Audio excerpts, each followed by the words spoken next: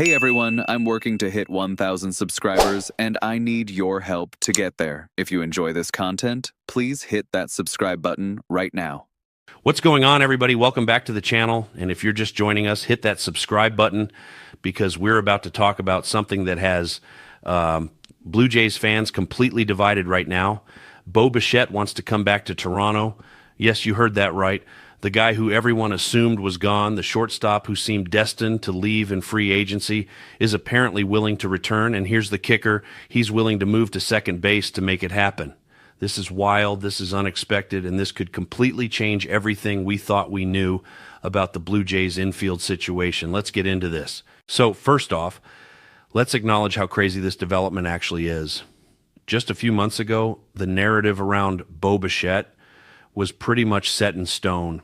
He was going to hit free agency, some big market team was going to throw stupid money at him, and Toronto was going to watch him walk away, just like they've watched so many other homegrown stars leave. The relationship seemed strained, the contract talks went nowhere, and everything pointed toward this being his last season in a Blue Jays uniform. Then suddenly reports start coming out that he's open to coming back, and not only that, he's willing to change positions to accommodate the team's needs. That's a complete 180 from where we were. Now, here's where this gets really interesting. The Blue Jays went out and signed Andrés Giménez, who's expected to take over at shortstop. They made that move knowing Bo was likely gone, and it made sense at the time. You need to fill the position. You can't just roll into spring training with a giant question mark at short. But now Bo is saying he'll move to second base, which opens up this whole new possibility that nobody was seriously considering a few weeks ago. You could have Giménez at short and Bo at second, which on paper sounds pretty good. But is it actually the right move for this franchise? Let's talk about what Bichette brings to the table when he's healthy and productive. At his best, this guy is an absolute force at the plate. We're talking about a player who can hit for average, who has legitimate power, who can drive in runs from anywhere in the lineup. He's got that hair flip. He's got the swagger. He's got the fan favorite status that you can't manufacture.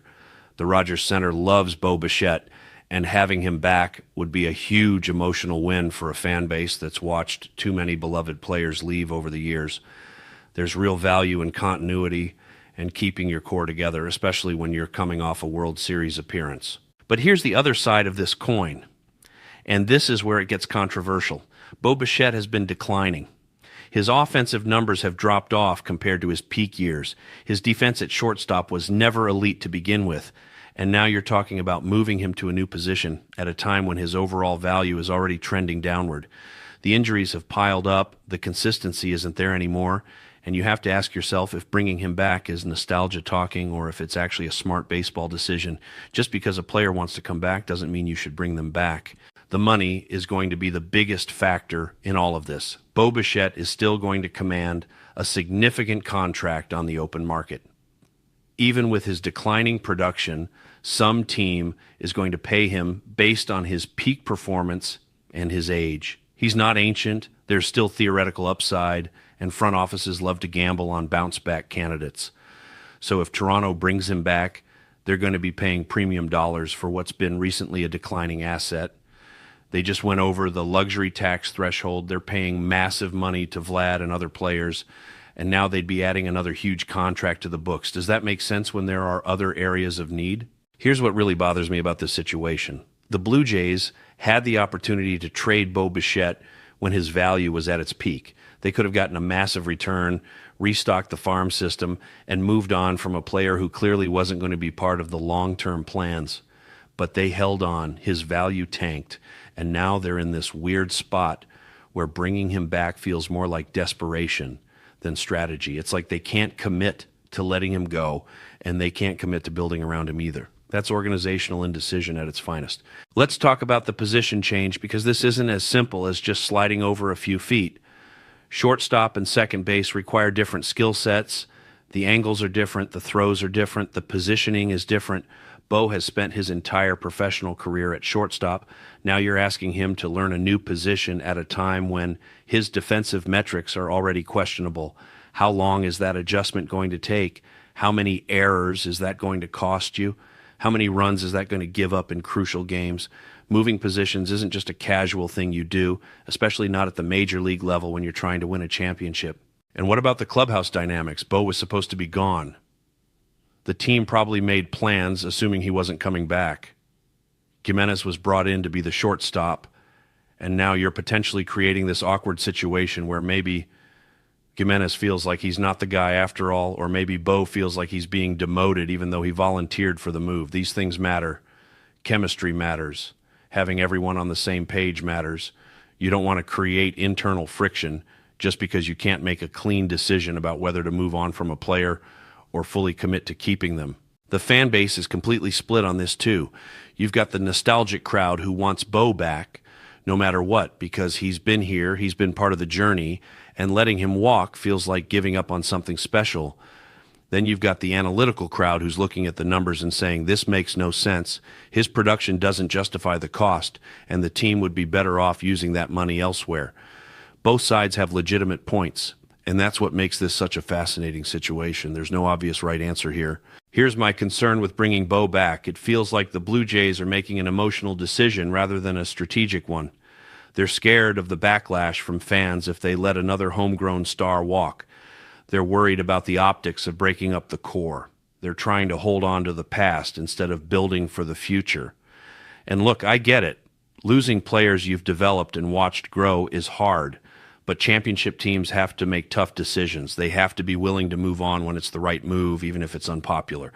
What if Bo comes back, takes up a significant portion of the payroll, struggles to adjust to second base, continues his offensive decline, and suddenly you're stuck with an immovable contract that prevents you from making other moves?